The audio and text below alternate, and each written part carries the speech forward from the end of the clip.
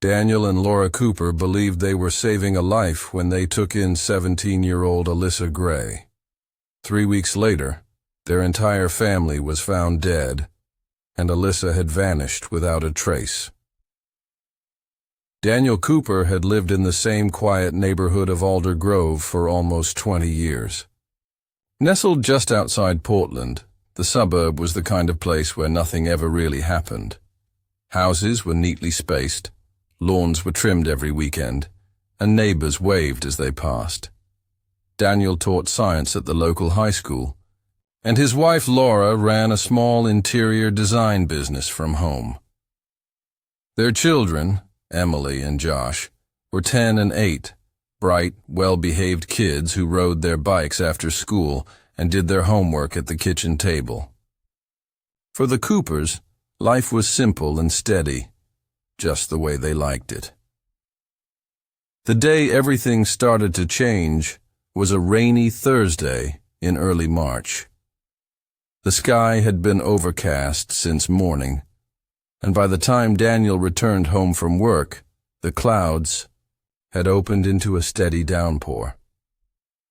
He parked the car in the driveway and grabbed his briefcase, already planning out the evening in his head. Dinner, a quick review of tomorrow's lesson plan. Maybe a movie with Laura if the kids went to bed early. Then he saw her. She was standing under the overhang just to the left of their front door. A teenage girl, maybe 16 or 17, soaked from head to toe, her hoodie clinging to her body and her backpack hanging limply from one shoulder. She looked up at him as he stepped out of the car, her eyes wide, face pale, and lips trembling. Daniel froze. For a brief second, he wondered if she was one of Emily's classmates, or a friend of a friend. But no. He'd never seen her before, in his life. He approached slowly, trying not to startle her. The girl didn't say anything at first. She just looked at him, silently pleading. Then, softly, she muttered something about needing help, that she had nowhere else to go. She said her name was Mia. Laura came to the door after hearing voices outside. She was cautious but not unkind. Daniel quickly explained the situation as much as he could. The girl looked scared, exhausted, and far too young to be out in the storm alone. After a few moments of hesitation, they invited her inside. Laura brought out towels while Daniel offered her a cup of tea. Mia sat at the edge of the couch, her hands shaking as she tried to hold the mug. She told them she had run away from a foster home in a nearby town. She said her foster father had been abusive, that she couldn't take it anymore. She didn't go into details, and neither Daniel nor Laura pressed her for more. The discomfort in the room was thick, but they felt a sense of duty. She was just a kid, alone, cold, scared. That night, Mia stayed in the guest room. Laura washed her clothes and gave her a clean set of pajamas from a storage bin in the closet. The kids were curious, of course. Emily had questions. Josh was quieter than usual, but Daniel assured them that Mia was just going through a hard time and would be gone soon, a day or two, just until they could find a shelter with space for her. The following day, Daniel called a few local organizations. Some were full. Others couldn't take minors without paperwork. One place asked for a referral from the police.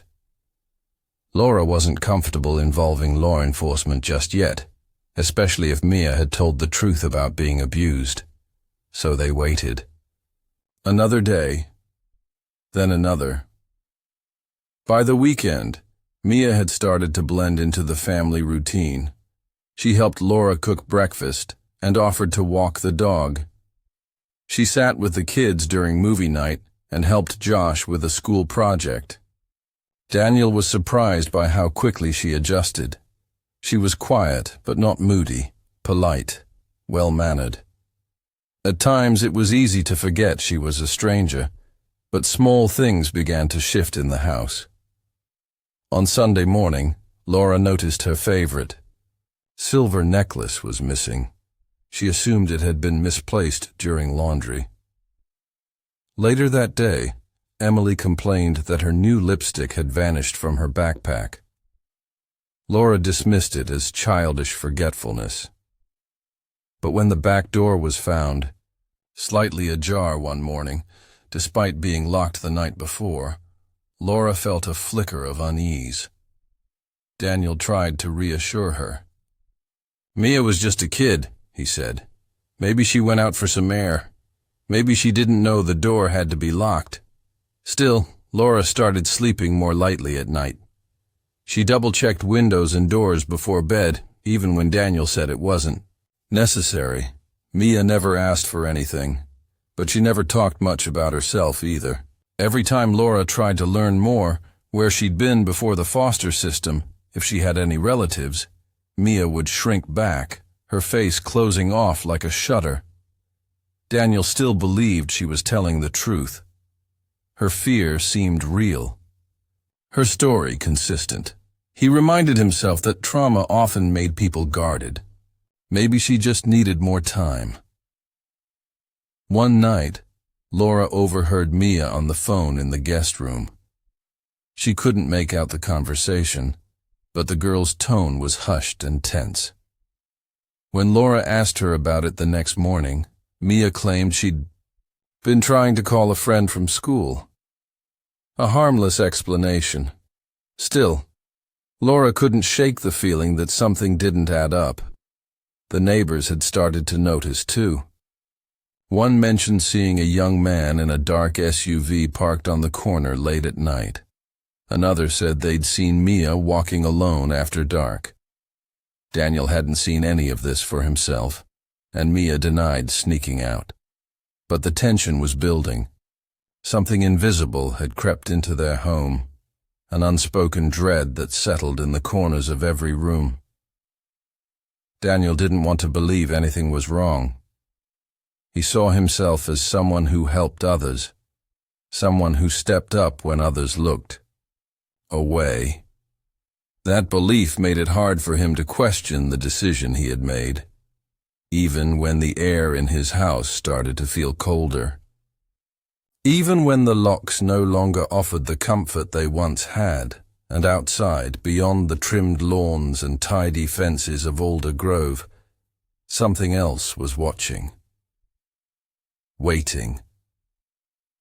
3 weeks had passed. The Coopers had no idea their lives were nearing their end. Life inside the Cooper household had taken on an unnatural rhythm. On the surface, things seemed calm. Meals were still shared at the dining table, the kids still played in the yard, and Daniel still left for work each morning with his travel mug in hand. But beneath the routine, an undercurrent of tension crept through every interaction. Mia, the teenage girl they had taken in just 3 weeks earlier, had unknowingly, or perhaps deliberately, become the axis around which their once stable life began to tilt. Laura was the first to notice how different the house felt. Mia's presence, once seen as temporary, had quietly extended with no clear end. Calls to shelters had gone nowhere. The few organizations that had offered hope were bogged down in bureaucracy. Some wanted Mia to turn herself in. Others needed guardianship documents that didn't exist. Daniel, still convinced they were doing the right thing, suggested they wait a little longer. But Laura could feel something she couldn't explain. A sense that Mia wasn't just hiding from something. She might be hiding something herself. In those 3 weeks, Mia had made herself useful. She helped prepare meals, folded laundry without being asked, and even volunteered to take Emily and Josh to the park a few times. On the surface, her behavior was ideal. But Laura couldn't ignore the inconsistencies.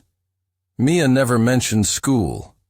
She never used a computer or asked about enrolling. She had no social media, no photos of friends, no keepsakes beyond a crumpled photo strip she kept tucked inside a book.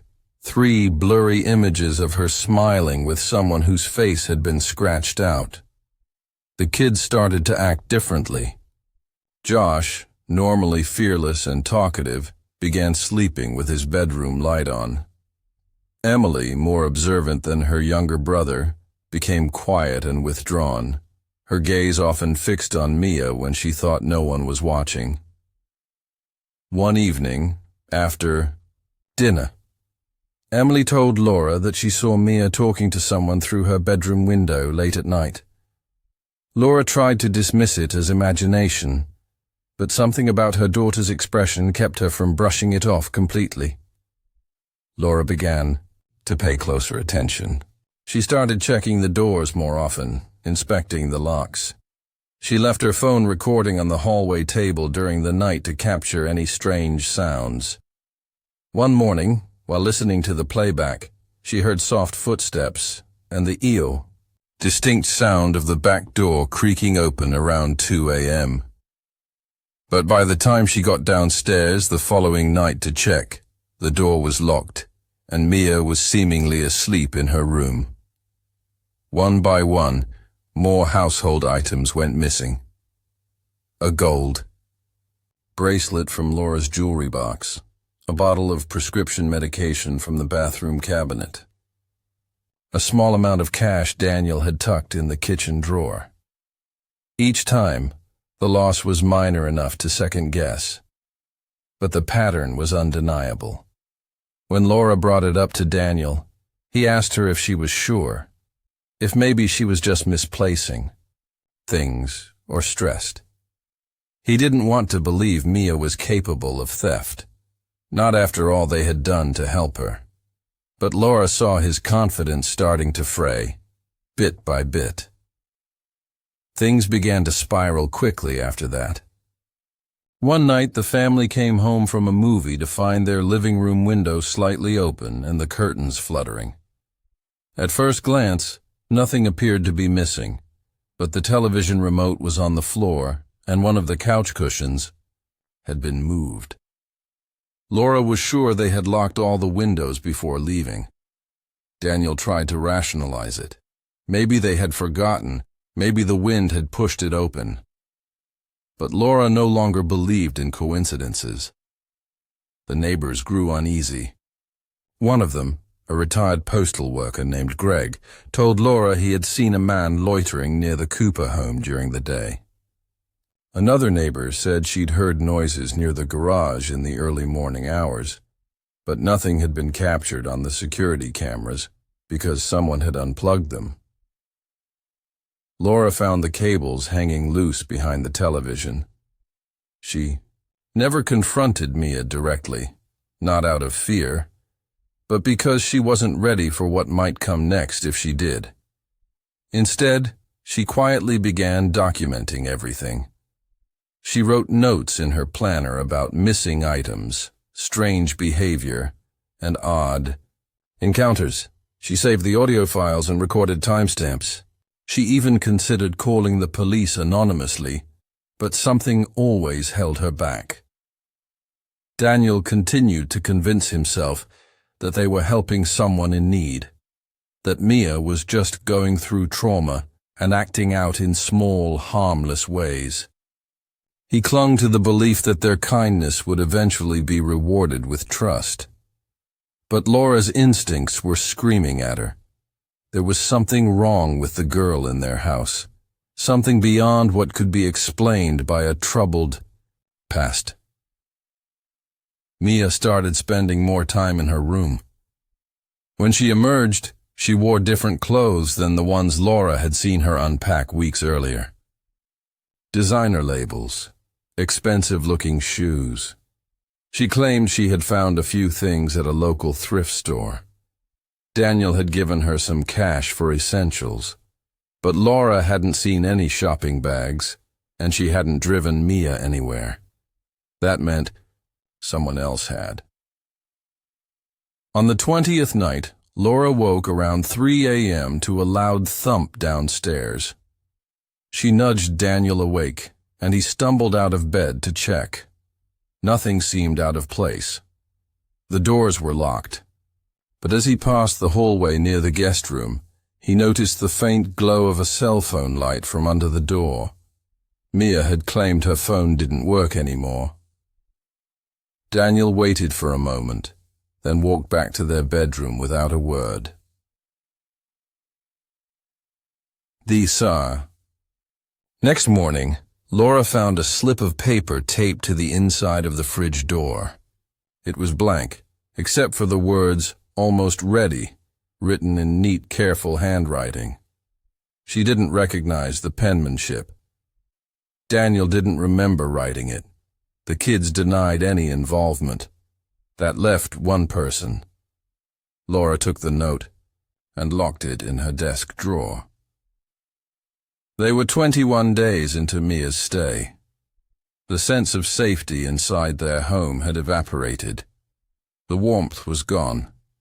The silence between family members had deepened. They were walking on thin ice, each waiting for someone else to make the first move. None of them knew that the house had already been marked, that the line between guest and predator had long since vanished, that the real danger wasn't outside, lurking in the night. It was already inside their walls, watching, waiting, planning. The morning of March 21st began like any other. The sun rose slowly behind the gray Oregon clouds, casting a soft light over Alder Grove's quiet streets. A few neighbors jogged past the Cooper home, unaware that the cozy two-story house would soon become the center of something horrifying. No one saw or heard anything unusual. No screams, no broken glass, just silence. Daniel didn't show up to school that day. At first, his co-workers weren't concerned. Teachers occasionally took sick days, and Daniel had never been the type to make a fuss. But when he didn't respond to texts or emails, the school secretary called his home. The phone rang several times before going to voicemail. By noon, the Kain school principal had contacted the police for a wellness check. 2 officers arrived at the Cooper home around 1:45 p.m. The front door was slightly ajar, a detail that immediately raised suspicion. One officer knocked and called out. No response. They pushed the door open and stepped inside. The interior was disturbingly quiet. Everything looked in place. No overturned furniture, no signs of a break-in. The scent of something faint and metallic hung in the air. The lights were off and the air felt cold, still, untouched. They found Laura first. She was in the kitchen, slumped over the table, her body motionless, a dark stain beneath her head soaking into the wood. A cold cup of coffee sat near her hand, untouched. Her phone lay screened down on the tiled floor, the battery drained. Upstairs, in the hallway, they found Daniel. He was sprawled at the top of the staircase, his glasses cracked beside him, his neck bent at an unnatural angle. It looked as though he had fallen. But there were bruises around his wrists, defensive wounds that told another story. In the children's bedrooms, things were even worse. Emily was found curled up under her bed, her eyes open, frozen in fear. Josh was still in his pajamas, lying in bed as if he had simply never woken up. Both children showed no signs of a struggle, no loud fight, no forced trauma, but the cause of death, later determined by the coroner, was identical for both: poisoning. The house itself showed no sign of forced entry. All the windows were locked from the inside. The back door was secured. The only person unaccounted for was Mia. Her backpack and all her belongings were gone. On the refrigerator was a note, written in blue marker on lined notebook paper. It had been taped to the inside of the fridge door, something no one would notice right away. The note read simply, "Thank you for everything." The town of Alder Grove was thrown into shock. News spread rapidly. The Coopers, well-liked, friendly, active members of the community, were gone. 4 lives ended inside a house that had seemed so safe, so ordinary. The local news stations scrambled to cover the story. Reporters stood on the sidewalks as crime scene tape fluttered in the wind. Neighbors cried on camera. Former students of Daniel shared stories of his kindness. No one could understand how something so horrific had happened in a home so familiar. Police launched a full-scale investigation. The initial theory was that someone had broken in and committed the murders, but the lack of any signs of forced entry complicated things. There were no broken locks, no smashed windows, no alarms had been triggered. Nothing was stolen. Except Mia was missing, and so were a few items: a laptop, a phone, a small amount of cash, and a kitchen knife. The first 24 hours turned up nothing. The security system, which Daniel had installed years ago, had been disabled the night before. Someone had unplugged the control box and cut the power to the router. The house's smart devices, which included door sensors and motion detectors, had stopped recording at 2:06 a.m. There were no recent backups. In the guest room, investigators found carefully folded sheets, an empty dresser, and a drawer that contained a single item: a worn-out driver's manual with the name Alyssa Gray written inside the front cover. That name wasn't familiar to Daniel's family or to any school records. Detectives began piecing things together. They ran Mia's fingerprints, collected from a coffee mug and a hairbrush, through state and federal databases. A match came back 2 days later. Mia wasn't Mia. Her real name was Alyssa Gray, age 17. A runaway with a history of fraud, theft, and manipulation. She had been in and out of juvenile homes for the past 3 years, each time staying only long enough to gain trust before vanishing with valuables or information. But until now, no one had linked her to anything violent. Digging deeper, detectives discovered Alyssa had used at least 6 different names in the past year alone. She would find families through church groups, shelters, even Craigslist ads, then present herself as a lost teen in need of help. Kind-hearted strangers would take her in. Days or weeks later, she would disappear, leaving behind missing phones, broken locks, and cryptic notes. But the Cooper case was different. This time, she hadn't just disappeared with stolen goods. This time, 4 people were dead.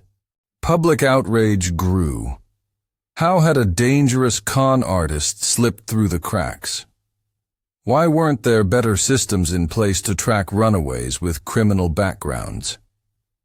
The town demanded answers, but few were forthcoming. Alyssa had no active warrants. No one had been actively searching for her when she showed up at the Coopers' front door. Meanwhile, a nationwide alert was issued. Her photo was circulated to police departments, truck stops, bus stations, and airports, but Alyssa had vanished without a trace. A week after the murders, a lead came from a gas station security camera in Northern California. A teenage girl matching Alyssa's description was seen with an unidentified man in a dark hoodie. They appeared casual, almost relaxed. She smiled, bought snacks, and got into the passenger seat of a black van. The vehicle had stolen plates. By the time police arrived, they were long gone. The Cooper family was laid to rest on a cloudy Sunday afternoon. The entire town attended. Their home, now empty, sat sealed behind yellow tape.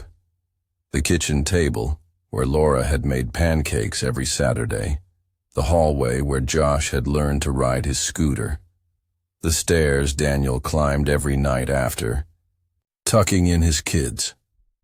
All now silent. What had started with a kind gesture had ended in devastation. A family who opened their door to help someone in need had unknowingly welcomed in the architect of their own destruction. And somewhere out there, Alyssa Gray was already planning her next move. The investigation into the Cooper family's murder consumed the town of Alder Grove and quickly reached national headlines. News outlets replayed the same few known details. Daniel and Laura Cooper, both in their 30s, found dead inside their home, along with their 2 young children. The person of interest, a teenage girl known only to them as Mia, was in fact Alyssa Gray, a 17-year-old runaway with a documented history of deception and identity fraud. But in the week following the tragedy, the story began to take on even darker dimensions. Detectives followed every tip that came in. The image from the California gas station was scrutinized frame by frame. Facial recognition software confirmed it was Alyssa. The man with her, however, remained a mystery.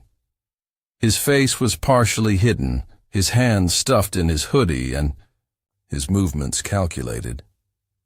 He never looked directly at the camera. Some investigators theorized he could have been an accomplice from the beginning. Others suspected she had met him after the Coopers' deaths. But without more footage or a license plate they could trace, the trail went cold again. Investigators returned to the Cooper house, hoping to uncover anything they might have missed. Forensic teams combed through drawers, floorboards, and attic spaces. A breakthrough came from a locked box hidden behind the false wall of the guest room closet. Inside, they found a notebook, nearly full. Every page was neatly written, dated, and organized like a journal. It wasn't a diary of confessions. It was a list. Alyssa had documented the names of every person or family she'd stayed with over the past 18 months. Each entry included a city, the alias she used, the length of time she stayed, and whether she had stolen from them. There were symbols too, codes, possibly indicating how cooperative or gullible each host had been. Most disturbing was the final entry. Cooper, 21 days complete. The word complete was underlined 3 times. The journal indicated that Alyssa had a strategy. She chose her targets carefully, families with young children, stay-at-home parents, or religious households known for outreach and charity. She presented herself as vulnerable, told believable stories, and slowly earned trust.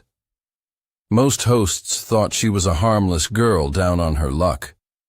But what she really was, no one had realized until it was too late. The FBI took over the case after the notebook was discovered. Behavioral analysts began to construct a profile. Alyssa Gray was more than just a runaway. She was methodical, manipulative, and possibly part of something larger. One note scribbled in the margin of the journal stood out. Crows circle in. May. Authorities believed it was a code phrase, possibly referencing a group or time frame, but no one could decipher it with certainty. Then came another twist. 10 days after the Cooper funeral, police in Nevada responded to a 911 call from a woman who claimed someone had broken into her basement. She lived alone in a remote area and had gone downstairs to find the small basement window open, her canned food ransacked, and a sleeping bag tucked behind storage boxes. There were no fingerprints, but a neighbor's trail cam captured a blurry image of a young girl walking along the tree line at dawn. Though grainy, her posture and profile matched Alyssa. This wasn't the first time Alyssa had vanished into wooded areas. According to a social worker who had handled her early case file, she had lived in foster homes near Oregon's forested regions and often disappeared for days, even in winter. She knew how to survive. She knew how to hide. The deeper the investigation went, the more unsettling the picture became. An interview with one of Alyssa's former foster siblings, now an adult, revealed disturbing behaviors from early on. The sibling recalled Alyssa killing a pet rabbit and blaming a neighbor boy. Another described her creating fake online identities to manipulate teachers and gain money. But each time she was caught, she would cry, apologize, and charm her way out of punishment. Her records were sealed due to her age, but multiple professionals had noted that she was dangerously intelligent and lacks empathy. Despite the growing pile of evidence, there were no confirmed sightings after Nevada. She had effectively disappeared. Meanwhile, the Cooper family's extended relatives struggled to comprehend the loss. Daniel's brother, Mike Cooper, went public with his frustration. In a televised statement, he criticized the system that had allowed someone like Alyssa to slip through so many cracks. "My brother wanted to help someone," he said, standing in front of the courthouse. "He didn't know he was bringing a predator into his home, and now they're all gone." Public sentiment began to shift. Some called Alyssa a cold-blooded killer. Others saw her as a product of the system, a girl failed by every institution meant to protect her. Debates raged across social media and talk shows. Was she a victim or a villain? A broken teen or a born manipulator? Then, 3 weeks after the Cooper case broke, another chilling clue surfaced. In an abandoned motel outside of Flagstaff, Arizona, a maid cleaning one of the rooms discovered a drawing pinned to the wall with a kitchen knife. It showed 4 stick figures, 2 adults and 2 children, lying in red marker puddles.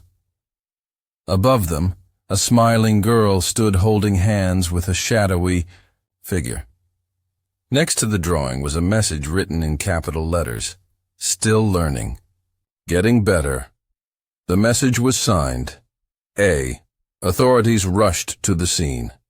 There was no DNA, no fingerprints, but security footage showed a girl resembling Alyssa checking into the motel under a fake name. She paid in cash, wore a baseball cap and sunglasses, and left less than 12 hours later. With her, the trail vanished again. The FBI now considered Alyssa Gray a high-risk fugitive. They suspected she wasn't acting entirely alone anymore. The man from the gas station, the coded message in her journal, and the drawing all suggested a larger plan in motion. Whether she had found like-minded individuals online or been recruited into something darker, no one knew. What was certain, she wasn't finished. A memorial garden was created outside the Cooper house. Flowers, letters, stuffed animals, and candles surrounded the mailbox. But even as time passed, few in the town felt safe. Parents no longer trusted knock at the door. Community groups began vetting volunteers more closely, and children, once free to roam the quiet streets, now walked to school in pairs, watched carefully by nervous eyes. The horror of what happened in that house didn't end with the deaths. It lingered in every unanswered question, every rumor, every creak in the floorboards at night. Alyssa Gray had disappeared into the world, and with her went the illusion that some dangers knock, because this one had smiled, asked for help, and been invited in. Nearly 2 months had passed since the murders. The town of Alder Grove was still reeling, trapped in a cycle of grief, confusion, and fear. The Cooper house remained empty, its windows boarded up, the grass growing wild around the walkway. The once cheerful two-story home had become a silent warning, a symbol of the danger that had arrived so quietly and left with 4 lives. Despite the time that had passed, authorities were no closer to finding Alyssa Gray. The FBI's initial belief that she was merely a manipulative runaway had now evolved. They were dealing with something more complex. A predator who could disappear at will, assume identities seamlessly, and leave behind no real trace. She had slipped through the cracks too many times to be lucky. She was calculating, patient, intentional. The journal found in the Coopers' guest room was still being analyzed. Forensic experts studied her handwriting, patterns in the symbols, even the ink types. They found no matches in any known criminal organizations. But a curious pattern did emerge. Every 3 to 4 months, a new name, a new location, and a short-lived connection with a host family. Almost all of them ended in theft. But there were at least 2 cases, both previously believed to be unrelated, in which a family suffered a gas leak, and another where 2 children were hospitalized with symptoms of poisoning. All these events happened within a week of Alyssa's departure. These incidents had never been linked before. Police had assumed they were accidents. But now, with the Cooper family gone, everything was being re-examined through a new lens. The signs had been there all along. Small things. Missing items, illnesses, strange behavior. But no one had connected the dots. The woman from the motel in Arizona had come forward again. She had returned to the motel a few days after the FBI visit and found something tucked behind the dresser, a piece of lined notebook paper, folded tightly and wedged between the wood and the wall. On it was a list of names. 14 in total. The last one read, Cooper, 21 days, complete. The name above it read, Delaney, 6 days, interrupted. The Delaney case had never made the news. A retired couple in Spokane had taken in a runaway girl who claimed she had escaped an abusive foster home. They gave her food, clothing, and offered to help her get enrolled in community college. On the 6th day, the wife woke up to find the girl gone, and half their bank account drained. They reported the incident, but police dismissed it as a minor case of identity fraud. Now it was part of a bigger puzzle. The FBI began reaching out to families and individuals mentioned in Alyssa's journal. Some were shocked to be contacted. Others were too afraid to speak. But piece by piece, a picture began to form. Alyssa didn't just run from place to place. She was studying people, testing limits, refining a method. One former foster parent recalled how she had caught Alyssa sneaking into her office late at night, rifling through files and mail. Another said, Alyssa had once talked about how easy it was to pretend to be someone worth saving. They'd brushed it off at the time, assuming it was a bitter comment from a troubled teen. In the meantime, the public fascination with the case exploded. True crime podcasts began dedicating full seasons to unraveling her timeline. Reddit threads mapped her movements. Some speculated she was the product of a cult, trained to infiltrate and destroy. Others thought she was part of a wider criminal ring that used teenagers to gain trust in unsuspecting homes. Then came the letter. It arrived at the FBI's Portland field office in a plain white envelope. No return address. Inside was a single sheet of paper, typed in a simple font. It read, "You think you're hunting me, but you're late, always late. Families like the Coopers They open their doors and never ask what's behind the smile. The world is full of people begging to be fooled. I'm just giving them what they want. You won't find me, but I'll find more of them. There was no signature, just a final line typed in red. Crow's Circle again in August. Investigators were stunned. The letter had no fingerprints, no DNA. The paper was common stock, the envelope generic. But its contents chilled everyone who read it. The confidence, the detachment.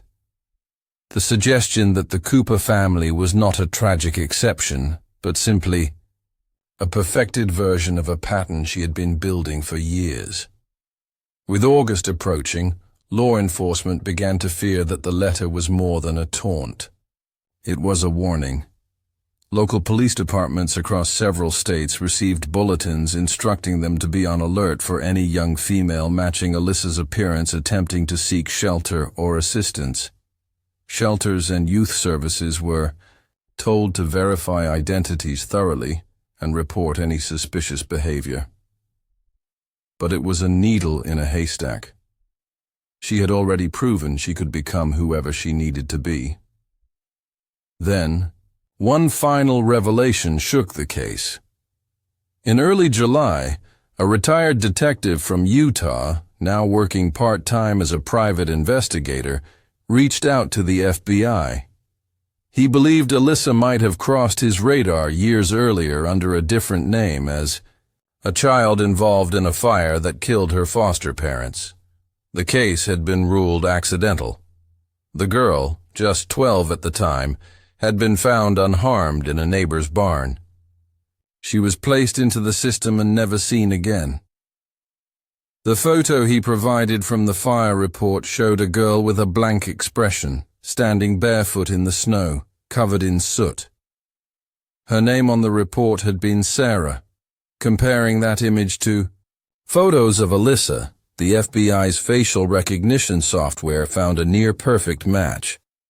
If true, it meant Alyssa had possibly been starting over even earlier than anyone thought. That her manipulation, her ability to blend in, and her pattern of destruction had roots far deeper than anyone had known. The Cooper family had believed they were saving a girl in crisis. They offered kindness, trust, and shelter. But what they got in return wasn't a girl. It was a mask, a construct, a predator who had already written the ending before the first thank you was spoken. And now, with a chilling silence stretching across every state line, the only thing left was a question that no one could answer.